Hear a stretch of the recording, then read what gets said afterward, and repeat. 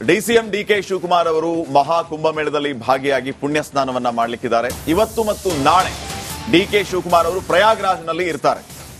DK Shivakumar ಅವರು ಕುಟುಂಬ ಸಮೇತರಾಗಿ ಈಗಾಗಲೇ ಪ್ರಯಾಗ್ರಾಜ್ಗೆ ಪ್ರಯಾಣ ಬೆಳೆಸಿದ್ದಾರೆ. ತ್ರಿವೇಣಿ ಸಂಗಮದಲ್ಲಿ ಪುಣ್ಯ ಸ್ನಾನವನ್ನ ಡಿಕೆ ಶಿವಕುಮಾರ್ ಅವರು ಮಾಡಲಿಕ್ಕಿದ್ದಾರೆ. ಈಗಾಗಲೇ ಅವರ ಸುಪುತ್ರಿ ಪುಣ್ಯ ಸ್ನಾನವನ್ನ ಮಾಡೋದಕ್ಕೆ ಪ್ರಯಾಗ್ರಾಜ್ಗೆ ಹೋಗಿದ್ರು.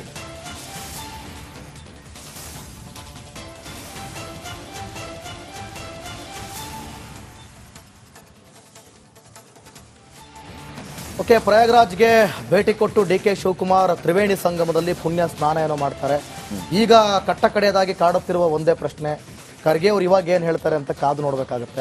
ಬಿಜೆಪಿ ಅವ್ರ ಕಾಲು ಎಳೆಯೋದು ಬೇರೆ, ಆದ್ರೆ ಖರ್ಗೆ ಅವ್ರು ಇವಾಗ ಏನ್ ಹೇಳ್ತಾರೆ ಅನ್ನೋದೇ ನನಗೆ ಬಹಳ ಕುತೂಹಲದಿಂದ ಕಾಡ್ತಾ ಇರೋದು. ಖರ್ಗೆ ಅವ್ನೇನಾದ್ರು ಸ್ಟೇಟ್ಮೆಂಟ್ ಕೊಡ್ಬೋದಾ ಇವತ್ತು ಅಂತ. ಅರೆ ಡಿಕೆ ಶಿವಕುಮಾರ್ ಅವರೇ, ನೀವು ಗಂಗಾ ನದಿಯಲ್ಲಿ ಮುಳುಗೆದ್ದು ಬಿಟ್ರೆ ಪಾಪ ಕಡಿಮೆ ಆಗುತ್ತಾ? ಇಲ್ಲ ಮುಳುಗಿಲ್ಲ ಅಂದ್ರೆ ಪಾಪ ಕಡಿಮೆ ಆಗುತ್ತಾ? ಓಕೆ, ಪ್ರಯಾಗ್ರಾಜ್ನ ಕುಂಭದಲ್ಲಿ ಕನ್ನಡಿಗರ ಕಲರವ ಜೋರಾಗಿದೆ. ರಾಜ್ಯದ ಯಾತ್ರಿಕರಿಂದ ಒಂದೇ ಮಾತರಂ ಘೋಷಣೆ. ಪುಣ್ಯಸ್ನಾನಕ್ಕೆ ಈಗಲೂ ಕೂಡ ಭಕ್ತಾದಿಗಳು ಹರಿದು ಬರ್ತಿದ್ದಾರೆ. ನೂರಾರು ಕನ್ನಡಿಗರು ಒಂದೇ ಮಾತರಂ ಜಯಘೋಷದೊಂದಿಗೆ ತಮ್ಮ ಭಕ್ತಿಯನ್ನ ಸಮರ್ಪಣೆ ಮಾಡ್ತಿದ್ದಾರೆ. ಬಹುಶಃ ರಿಪಬ್ಲಿಕ್ ಕನ್ನಡ ವಾಹಿನಿನ ನೋಡ್ಕೊಂಡೇ ಹೋಗ್ತಾ ಇದಾರ ಅಂತ ಡೈಲಿ ಕಾರ್ಯಕ್ರಮ ಮಾಡ್ತಾ ಇದಾರೆ ನಮ್ಮ ರಂಜಿತ್. ನೋಡೇ ನೋಡ್ತಾರೆ. ಸೊ ರಿಪಬ್ಲಿಕ್ ಕನ್ನಡ ನೋಡ್ಕೊಂಡೇ ಹೋಗ್ತಾ ಇದ್ದಾರೆ. ಇನ್ನು ಜನ ಜಾಸ್ತಿ ಹೋಗ್ತಾ ಇದ್ದಾರೆ.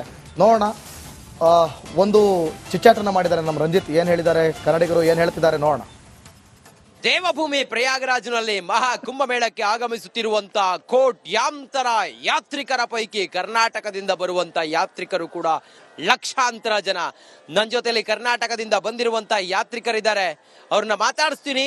ಒಂದೇ ಮಾತರಂ ಅನ್ನೋ ಘೋಷಣೆಯೊಂದಿಗೆ ಒಂದೇ ಮಾತರಂ ಹಾಡನ್ನು ಹಾಡ್ತಾರೆ. ಮೊದಲು ಅವರ ಕಿರುಪರಿಚಯವನ್ನ ಮಾಡಿ ಆನಂತರ ನಾವು ಒಂದೇ ಮಾತರಂ ಮಹಾಕುಂಭಮೇಳದಲ್ಲಿ ಗಂಗೆಯ ತಟದಲ್ಲಿ ನಾವು ಇವತ್ತು ಮಾರ್ದನಿಸೋಣ. ನಮಸ್ಕಾರ. ನಮಸ್ತೆ. ತಮ್ಮ ಹೆಸರು? ರವಿ ಬುತ್ತನಕಾಡು ಅಂತ. ಎಲ್ಲಿಂದ ಬಂದ್ರಿ? ಮೂಲತಃ ಕೊಡಗಿನವನು. ಇವಾಗ ಆದಿಚುಂಚನಗಿರಿ ಮಠದಲ್ಲಿದ್ದೇನೆ. ಅಲ್ಲಿ ಆದಿಚುಂಚನಗಿರಿಯಲ್ಲಿ ಸಂಗೀತ ಶಿಕ್ಷಕನಾಗಿದ್ದೇನೆ. ಇವತ್ತು ಬಂಕಿಮಚಂದ್ರ ಚಟರ್ಜಿ ಅವರ ಒಂದೇ ಮಾತರಂಗೆ ಈ ವರ್ಷ 150ನೇ ವರ್ಷ ಆಗುತ್ತೆ. ಆ ದೃಷ್ಟಿಯಿಂದ ಒಂದೇ ಮಾತರಂ ಪೂರ್ಣ ಗೀತೆಯನ್ನ ಹಾಡಬೇಕು ಅಂತ ಈ ಕುಂಭಮೇಳದಲ್ಲಿ ಪ್ರಯಾಗಕ್ಕೆ ಬಂದಿದ್ದೇನೆ. ಹೌದು, ಖಂಡಿತ ನಮ್ಮ ಭಾಗ್ಯ ಕೂಡ. ವಂದೇ ಮಾತರಂ ವಂದೇ ಮಾತರಂ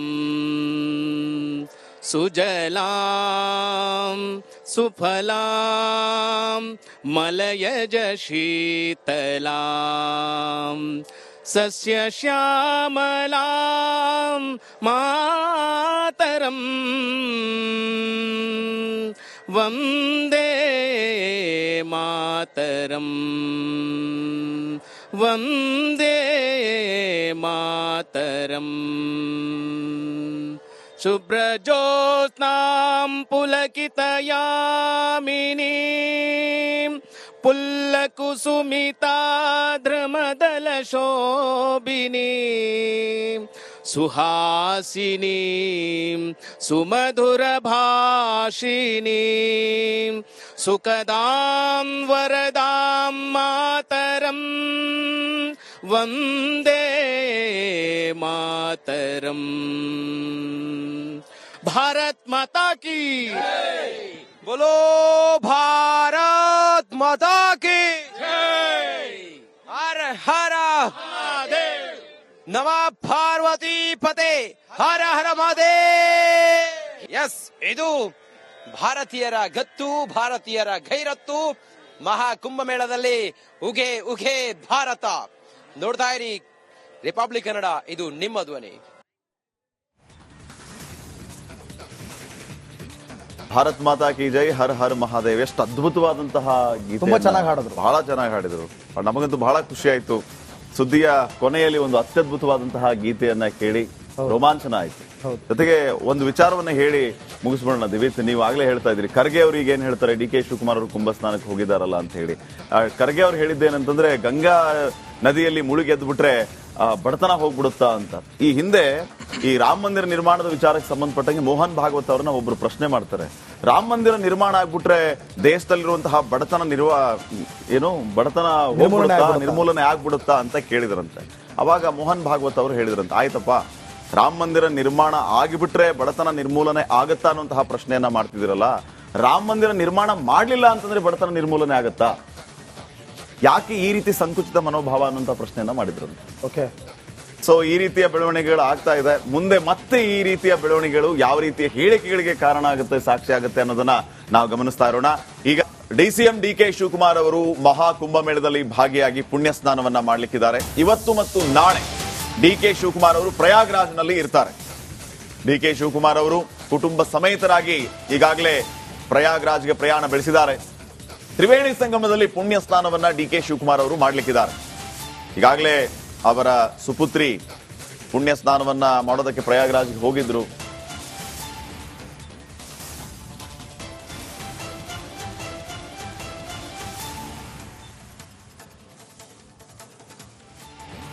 ಓಕೆ, ಪ್ರಯಾಗ್ರಾಜ್ಗೆ ಭೇಟಿ ಕೊಟ್ಟು ಡಿಕೆ ಶಿವಕುಮಾರ್ ತ್ರಿವೇಣಿ ಸಂಗಮದಲ್ಲಿ ಪುಣ್ಯ ಸ್ನಾನ ಏನೋ ಮಾಡ್ತಾರೆ. ಈಗ ಕಟ್ಟ ಕಡೆಯದಾಗಿ ಕಾಡುತ್ತಿರುವ ಒಂದೇ ಪ್ರಶ್ನೆ, ಖರ್ಗೆ ಅವ್ರು ಇವಾಗ ಏನ್ ಹೇಳ್ತಾರೆ ಅಂತ ಕಾದು ನೋಡ್ಬೇಕಾಗುತ್ತೆ. ಬಿಜೆಪಿ ಅವ್ರ ಕಾಲ ಎಳೆಯೋದು ಬೇರೆ, ಆದ್ರೆ ಖರ್ಗೆ ಅವ್ರು ಇವಾಗ ಏನ್ ಹೇಳ್ತಾರೆ ಅನ್ನೋದೇ ನನಗೆ ಬಹಳ ಕುತೂಹಲದಿಂದ ಕಾಡ್ತಾ ಇರೋದು. ಖರ್ಗೆ ಅವ್ನೇನಾದ್ರು ಸ್ಟೇಟ್ಮೆಂಟ್ ಕೊಡ್ಬೋದಾ ಇವತ್ತು ಅಂತ. ಅರೆ ಡಿಕೆ ಶಿವಕುಮಾರ್ ಅವರೇ, ನೀವು ಗಂಗಾ ನದಿಯಲ್ಲಿ ಮುಳುಗೆದ್ದು ಬಿಟ್ರೆ ಪಾಪ ಕಡಿಮೆ ಆಗುತ್ತಾ? ಪಾಪ ಕಡಿಮೆ ಆಗುತ್ತಾ? ಇಲ್ಲ ಮುಳುಗಿಲ್ಲ ಅಂದ್ರೆ ಪಾಪ ಕಡಿಮೆ ಆಗುತ್ತಾ? ಓಕೆ, ಪ್ರಯಾಗ್ರಾಜ್ನ ಕುಂಭದಲ್ಲಿ ಕನ್ನಡಿಗರ ಕಲರವ ಜೋರಾಗಿದೆ. ರಾಜ್ಯದ ಯಾತ್ರಿಕರಿಂದ ಒಂದೇ ಮಾತರಂ ಘೋಷಣೆ. ಪುಣ್ಯಸ್ನಾನಕ್ಕೆ ಈಗಲೂ ಕೂಡ ಭಕ್ತಾದಿಗಳು ಹರಿದು ಬರುತ್ತಿದ್ದಾರೆ. ನೂರಾರು ಕನ್ನಡಿಗರು ಒಂದೇ ಮಾತರಂ ಜಯಘೋಷದೊಂದಿಗೆ ತಮ್ಮ ಭಕ್ತಿಯನ್ನ ಸಮರ್ಪಣೆ ಮಾಡ್ತಿದ್ದಾರೆ. ಬಹುಶಃ ರಿಪಬ್ಲಿಕ್ ಕನ್ನಡ ವಾಹಿನಿನ ನೋಡ್ಕೊಂಡೇ ಹೋಗ್ತಾ ಇದಾರ ಅಂತ ಡೈಲಿ ಕಾರ್ಯಕ್ರಮ ಮಾಡ್ತಾ ಇದಾರೆ ನಮ್ಮ ರಂಜಿತ್. ನೋಡೇ ನೋಡ್ತಾರೆ. ಸೊ ರಿಪಬ್ಲಿಕ್ ಕನ್ನಡ ನೋಡ್ಕೊಂಡೇ ಹೋಗ್ತಾ ಇದ್ದಾರೆ. ಇನ್ನು ಜನ ಜಾಸ್ತಿ ಹೋಗ್ತಾ ಇದ್ದಾರೆ. ನೋಡೋಣ, ಒಂದು ಚಿಚ್ಚಾಟನ ಮಾಡಿದ್ದಾರೆ ನಮ್ಮ ರಂಜಿತ್. ಏನ್ ಹೇಳಿದ್ದಾರೆ ಕನ್ನಡಿಗರು, ಏನ್ ಹೇಳ್ತಿದ್ದಾರೆ ನೋಡೋಣ. ದೇವಭೂಮಿ ಪ್ರಯಾಗರಾಜ್ನಲ್ಲಿ ಮಹಾ ಕುಂಭಮೇಳಕ್ಕೆ ಆಗಮಿಸುತ್ತಿರುವಂತ ಕೋಟ್ಯಾಂತರ ಯಾತ್ರಿಕರ ಪೈಕಿ ಕರ್ನಾಟಕದಿಂದ ಬರುವಂತ ಯಾತ್ರಿಕರು ಕೂಡ ಲಕ್ಷಾಂತರ ಜನ. ನನ್ನ ಜೊತೆಲಿ ಕರ್ನಾಟಕದಿಂದ ಬಂದಿರುವಂತ ಯಾತ್ರಿಕರಿದ್ದಾರೆ, ಅವ್ರನ್ನ ಮಾತಾಡಿಸ್ತೀನಿ. ಒಂದೇ ಮಾತರಂ ಅನ್ನೋ ಘೋಷಣೆಯೊಂದಿಗೆ ಒಂದೇ ಮಾತರಂ ಹಾಡನ್ನು ಹಾಡ್ತಾರೆ.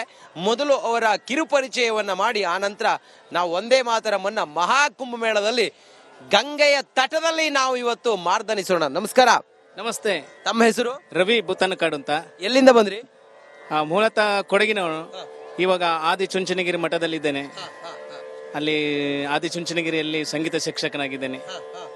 ಇವತ್ತು ಬಂಕಿಮಚಂದ್ರ ಚಟರ್ಜಿ ಅವರ ಒಂದೇ ಮಾತರಂಗೆ ಈ ವರ್ಷ 150ನೇ ವರ್ಷ ಆಗುತ್ತೆ. ಆ ದೃಷ್ಟಿಯಿಂದ ಒಂದೇ ಮಾತರಂ ಪೂರ್ಣ ಗೀತೆಯನ್ನ ಹಾಡಬೇಕು ಅಂತ ಈ ಕುಂಭಮೇಳದಲ್ಲಿ ಪ್ರಯಾಗಕ್ಕೆ ಬಂದಿದ್ದೇನೆ. ಹೌದು, ಖಂಡಿತ ನಮ್ಮ ಭಾಗ್ಯ ಕೂಡ. ವಂದೇ ಮಾತರಂ ವಂದೇ ಮಾತರಂ ಸುಜಲಾಂ ಸುಫಲಾಂ ಮಲಯಜ ಶೀತಲಾಂ ಸಸ್ಯ ಶ್ಯಾಮಲಾಂ ಮಾತರಂ ವಂದೇ ಮಾತರಂ ವಂದೇ ಮಾತರಂ ಶುಭ್ರಜ್ಯೋತ್ಸ್ನಾಂ ಪುಲಕಿತಯಾಮಿನೀಂ ಪುಲ್ಲಕುಸುಮಿತಾದ್ರಮದಲಶೋಭಿನೀಂ ಸುಹಾಸಿನೀಂ ಸುಮಧುರಭಾಷಿಣೀಂ ಸುಖದಾಂ ವರದಾಂ ಮಾತರಂ ವಂದೇ ಮಾತರಂ. ಭಾರತ್ ಮಾತಾ ಕಿ बोलो भारत माता की हर हर महादेव नमः पार्वती पते हर हर महादेव. ಎಸ್, ಇದು ಭಾರತೀಯರ ಗತ್ತು, ಭಾರತೀಯರ ಗೈರತ್ತು. ಮಹಾ ಕುಂಭಮೇಳದಲ್ಲಿ ಉಗೆ ಉಗೆ ಭಾರತ. ನೋಡ್ತಾ ಇರಿ ರಿಪಬ್ಲಿಕ್ ಕನ್ನಡ, ಇದು ನಿಮ್ಮ ಧ್ವನಿ. ಭಾರತ್ ಮಾತಾ ಕಿ ಜೈ, ಹರ್ ಹರ್ ಮಹಾದೇವ್. ಎಷ್ಟು ಅದ್ಭುತವಾದಂತಹ ಗೀತೆ, ತುಂಬಾ ಚೆನ್ನಾಗಿ ಹಾಡಿದ್ರು. ಬಹಳ ಚೆನ್ನಾಗಿ ಹಾಡಿದ್ರು. ನಮಗಂತೂ ಬಹಳ ಖುಷಿ ಆಯ್ತು. ಸುದ್ದಿಯ ಕೊನೆಯಲ್ಲಿ ಒಂದು ಅತ್ಯದ್ಭುತವಾದಂತಹ ಗೀತೆಯನ್ನ ಕೇಳಿ ರೋಮಾಂಚನ ಆಯ್ತು. ಜೊತೆಗೆ ಒಂದು ವಿಚಾರವನ್ನ ಹೇಳಿ ಮುಗಿಸ್ಬಿಡೋಣ. ದಿವಿತ್, ನೀವು ಆಗ್ಲೇ ಹೇಳ್ತಾ ಇದ್ರಿ ಖರ್ಗೆ ಅವ್ರಿಗೆ ಏನ್ ಹೇಳ್ತಾರೆ, ಡಿ ಕೆ ಶಿವಕುಮಾರ್ ಅವರು ಕುಂಭ ಸ್ನಾನಕ್ಕೆ ಹೋಗಿದಾರಲ್ಲ ಅಂತ ಹೇಳಿ. ಖರ್ಗೆ ಅವ್ರು ಹೇಳಿದ್ದೇನಂತಂದ್ರೆ ಗಂಗಾ ನದಿಯಲ್ಲಿ ಮುಳುಗಿ ಎದ್ದು ಬಿಟ್ರೆ ಬಡತನ ಹೋಗ್ಬಿಡುತ್ತಾ ಅಂತ. ಈ ಹಿಂದೆ ಈ ರಾಮ ಮಂದಿರ ನಿರ್ಮಾಣದ ವಿಚಾರಕ್ಕೆ ಸಂಬಂಧಪಟ್ಟಂಗೆ ಮೋಹನ್ ಭಾಗವತ್ ಅವರನ್ನ ಒಬ್ರು ಪ್ರಶ್ನೆ ಮಾಡ್ತಾರೆ. ರಾಮ ಮಂದಿರ ನಿರ್ಮಾಣ ಆಗ್ಬಿಟ್ರೆ ದೇಶದಲ್ಲಿರುವಂತಹ ಬಡತನ ಹೋಗ್ಬಿಡುತ್ತಾ, ನಿರ್ಮೂಲನೆ ಆಗ್ಬಿಡುತ್ತಾ ಅಂತ ಕೇಳಿದ್ರಂತೆ. ಅವಾಗ ಮೋಹನ್ ಭಾಗವತ್ ಅವರು ಹೇಳಿದ್ರಂತೆ, ಆಯ್ತಪ್ಪ, ರಾಮ ಮಂದಿರ ನಿರ್ಮಾಣ ಆಗಿಬಿಟ್ರೆ ಬಡತನ ನಿರ್ಮೂಲನೆ ಆಗತ್ತಾ ಅನ್ನುವಂತಹ ಪ್ರಶ್ನೆಯನ್ನ ಮಾಡ್ತಿದಿರಲ್ಲ, ರಾಮ ಮಂದಿರ ನಿರ್ಮಾಣ ಮಾಡ್ಲಿಲ್ಲ ಅಂತಂದ್ರೆ ಬಡತನ ನಿರ್ಮೂಲನೆ ಆಗತ್ತಾ?